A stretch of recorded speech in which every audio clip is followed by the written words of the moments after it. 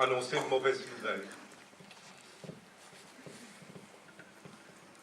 L'annonce, c'est un processus habituel.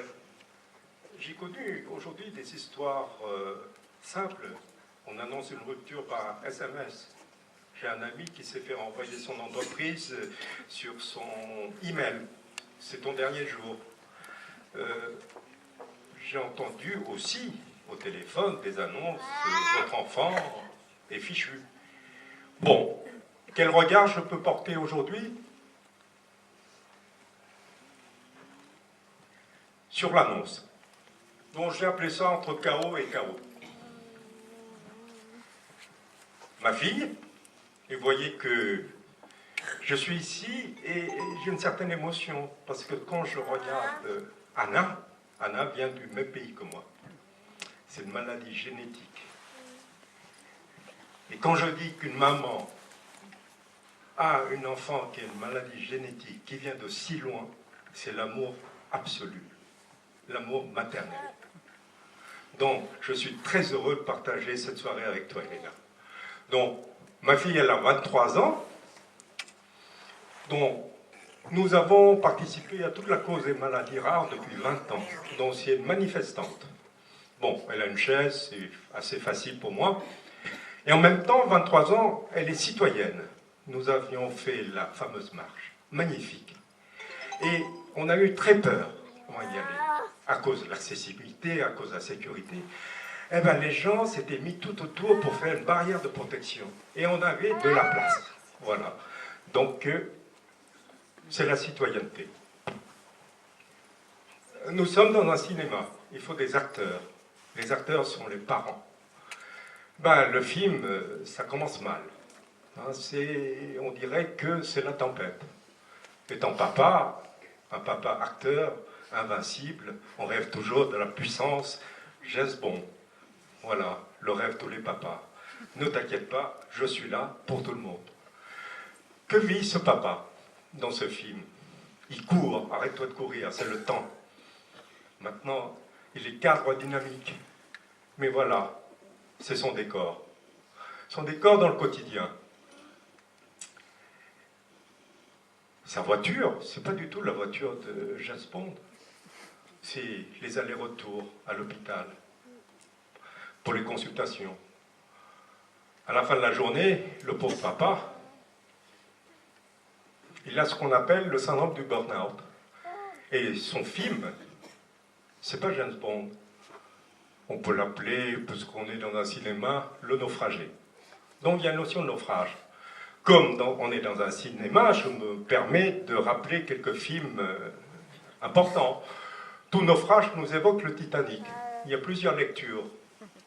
Film Titanic. Est-ce que c'est la malchance? Est-ce que c'est... Bon, on peut discuter. L'erreur humaine. Il y a le fameux iceberg. Il y a un syndrome de l'iceberg. C'est la partie visible, invisible, toute la partie invisible qui est 90%. Bon.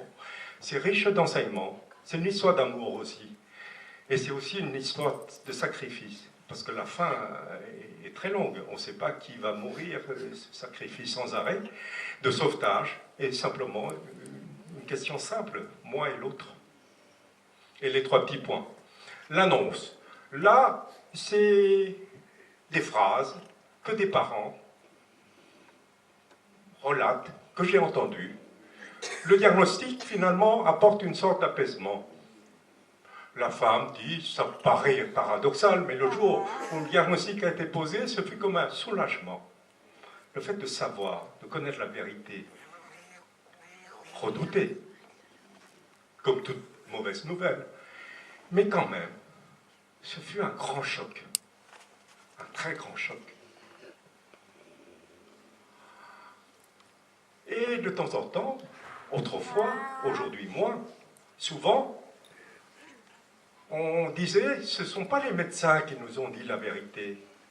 Je suis médecin, je peux me permettre aussi de me faire la critique. Ils ont passé leur temps à nous éviter dans les couloirs. Ils n'osaient pas nous dire quelque chose. Mais rien, en les voyant, on se doutait que c'est pas bon. Le diagnostic, c'est comme un coup de poing dans la figure qui vous fait basculer dans le chaos. Donc c'est le chaos du chaos. Et que se passe-t-il? Il y a un avant, il y a un pendant, et il y a un après. L'après, souvent, c'est... il n'y a personne. Les amis ne sont plus là, peut-être tout simplement parce qu'ils ont peur, parce qu'ils ne savent pas quoi dire, hein, mais ce sont les amis, on voit moins de monde. Le plus dur, c'est qu'on est seul. Même dans un couple, on est seul. Le papa a une façon de digérer les choses, c'est le James Bond qui digère. L'autre côté, la maman. L'autre côté, la maman ne veut pas dire au papa certaines choses en disant que, l'exclut un peu maladroitement. Le papa est en déni. Voilà. Souvent, dans les maladies de l'enfant, dans les handicaps, il y a deux comportements différents. Bon, j'avais créé un club de papa parce que les papas ne parlent pas. Là, on fait un club de papa au bar, où on fait un week-end ensemble, et puis de temps en temps, ça vient ou ça ne vient pas. Mais bon, les papas n'ont pas d'espace d'expression. Bon, je suis papa, je peux me permettre ce soir de défendre un peu les papas. Voilà. Alors, qu'est-ce que c'est l'annonce? C'est l'annonce d'une vérité?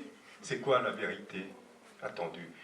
Et j'aime bien ce tableau de Bruegel. Si vous regardez bien ce tableau de Bruegel, c'est paisible. C'est la vie. Et puis, il n'y a qu'une personne qui cherche la vérité. Ça, le titre de ce tableau s'appelle Icare. Où est Icare? Icare, à force de chercher la vérité, il est tombé. Il a fait un plouf, là, on voit que ses jambes. Ah ben, tout le monde s'en fiche. La vie continue. Et il se noie. C'est ça, le choc. Je suis très aquatique ce soir. Hein, noyade, tempête, naufrage. Voilà. Il y a eu beaucoup d'études. Pour les professionnels, vous avez la revue Prescrire qui vient de sortir au mois de mars 2015, donc il y a à peine une semaine, toute une analyse de toutes les études, les enquêtes sur les attentes, pour définir, pour les professionnels, qu'est-ce qu'il faudrait faire, qu'est-ce qu'on sait. Voilà, parce que c'est bien d'entendre, c'est bien d'avoir l'expérience. Ben, c'est simple. C'est trois choses. C'est réunir des conditions favorables pour une annonce. Oh, c'est souvent, contrairement à ce qu'on pense, les parents souhaitent un seul soignant, pas deux. Ce n'est pas la peine de venir en équipe, hein. Ce sont les études, les enquêtes qui le disent. Et le soignant, on a confiance dans ce soignant, et qui connaît l'enfant et qui connaît la maladie. Et contrairement à ce qu'on pense, les parents revendiquent une chose. Je veux être le premier destinataire, je veux être le premier à recevoir le coup de poing dans la figure. Ce n'est pas la peine de l'annoncer à mon voisin, à un proche avant. C'est moi. Et il faut être deux, puisqu'il y a deux parents, donc souvent l'annonce se fait aux deux parents en même temps. La manière de délivrer, ce n'est pas tant l'information, c'est la compréhension de l'information. Il faut une grande attention au non-verbal. Il faut faire attention, c'est-à-dire on ne peut pas faire une annonce en regardant son iPhone, on ne peut pas faire en... Voilà, il faut être disponible, c'est simple. Et puis il faut partir de ce que le parent sait déjà. Il ne faut pas partir de ce que le soignant sait et veut délivrer. Donc la démarche, c'est commencer par dialoguer, où vous en êtes. Donc, moi, parent, donc, et aussi du temps. On ne peut pas faire une consultation d'annonce en 5 minutes. C'est se donner le temps. De par la pression aujourd'hui que nous avons dans nos activités de soignants, il faut se prendre le temps. Et après l'annonce, il faut savoir accompagner et conclure toujours par un résumé où on en est et faire un petit plan. C'est après une annonce peut être positive, je vous adore, mais il faut qu'il y ait une suite. Ou une mauvaise nouvelle, je vous accompagne. C'est quoi la prochaine rencontre? Donc c'est une synthèse qui est très bien faite. Pour les soignants, il y a des guides, il y a des formations. Les guides par nos institutions, l'Haute Autorité de Santé, dans chaque spécialité, en cancérologie par exemple, il y a des guides, des documents, des formations, des outils. Finalement, les guides, tout ce qui se dit. Nous tournons autour des choses simples. les attentes. Il faut une oreille qui écoute. Il faut un regard, même avec un œil. Il faut de temps en temps un petit sourire. Il faut savoir tendre la main quand il faut. Et il faut un bon nez pour donner du sens face à une épreuve de la vie. Au niveau scientifique, c'est simple. Le schéma de l'annonce et les conséquences est connu. C'est ce qu'on appelle le schéma du deuil. Je reçois un coup, une mauvaise nouvelle, un mot. Ça entraîne souvent un refus, une révolte, un déni. Pourquoi moi? C'est pas possible, c'est injuste, tout ça, vous le savez. Donc ça crée tout de suite un conflit et une exclusion en termes de sensation, de ressenti. Ça peut aussi générer des symptômes de dépression. D'accord? Quand le choc est très violent, ça peut donner tout de suite des symptômes de dépression. Ensuite, on peut se retrouver dans ce qu'on appelle un fatalisme, un cul-de-sac. À quoi bon?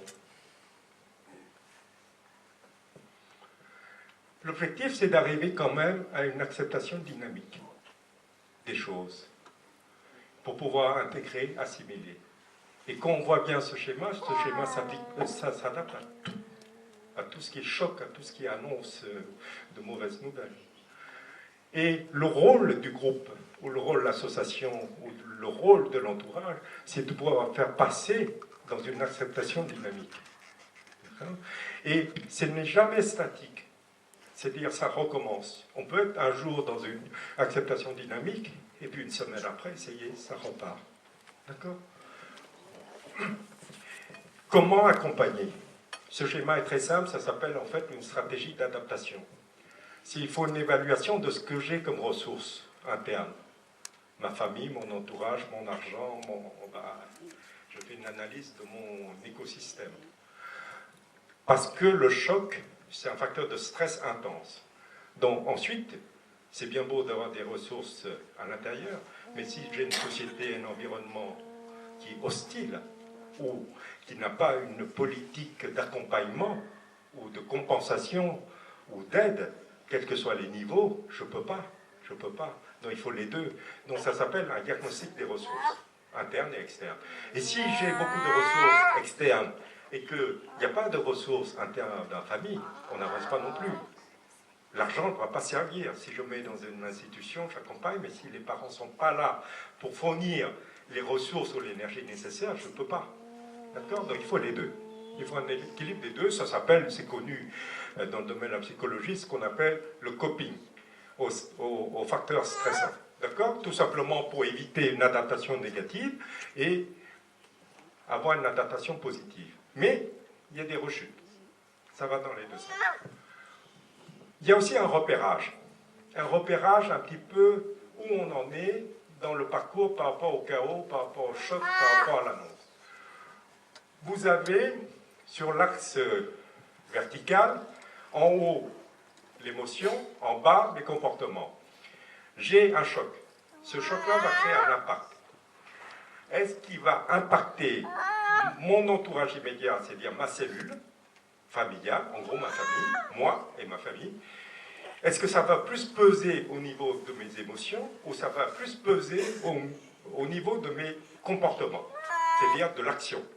Et ensuite, il y a, en fait, si c'est l'environnement, j'explique. Vous avez un enfant qui a un handicap.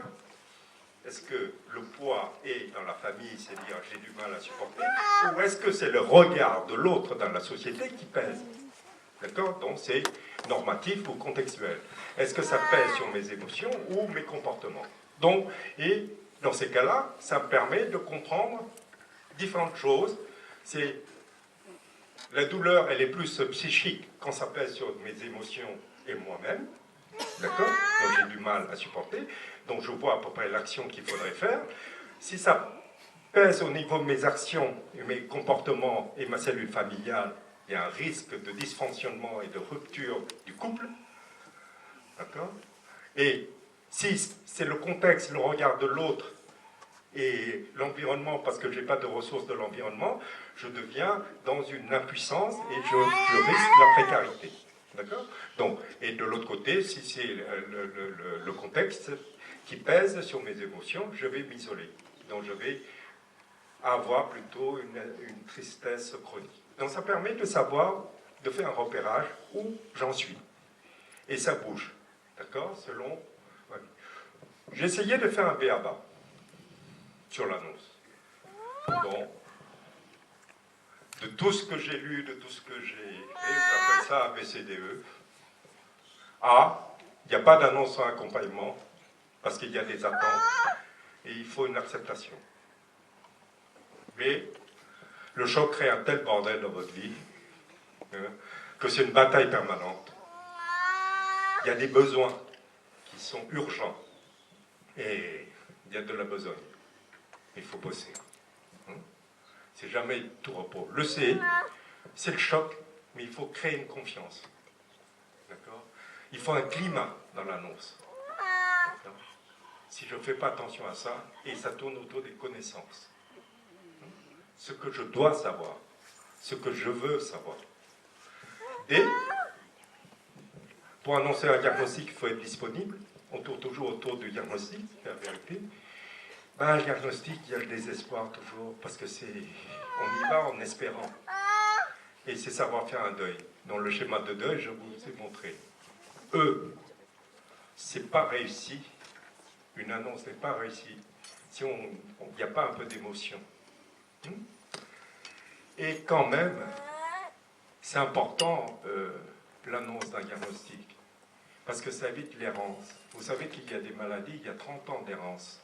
Il y a des maladies, donc on a fait beaucoup de progrès. Bernard Barato avec l'AFM avait écrit, s'est battu pour ça. Et pourquoi il faut se battre contre l'errance? Pourquoi il faut avoir un diagnostic, même si on ne veut pas le voir? C'est qu'on a fait d'énormes progrès, c'est qu'une fois on a un diagnostic, on sait le parcours de soins, on sait les besoins, on sait le fléchage, on sait où il faut aller, et nos institutions ont fait un énorme progrès. Ça s'appelle les centres de référence, les centres d'expertise, voilà.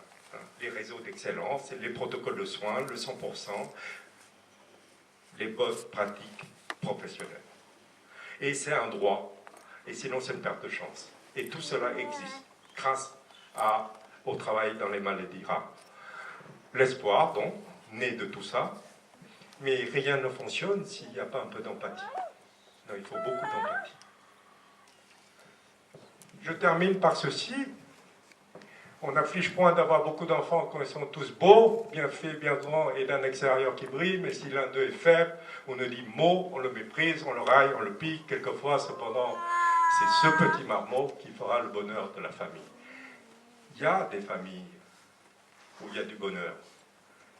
Il y a des papas heureux, il y a des mamans heureuses avec un enfant différent. Je salue 2 enfants courageux, Loïc et Nina, qui sont là aussi pour nous écouter. Voilà. Je termine toujours par ce petit, comment dirais-je, pour reconnaître l'autre, hein, chez les, comment on appelle ça, dans le pays natal. Il y a cette phrase-là qu'on utilise en politique maintenant, qu'on utilise dans le management, qu'on utilise dans la communication.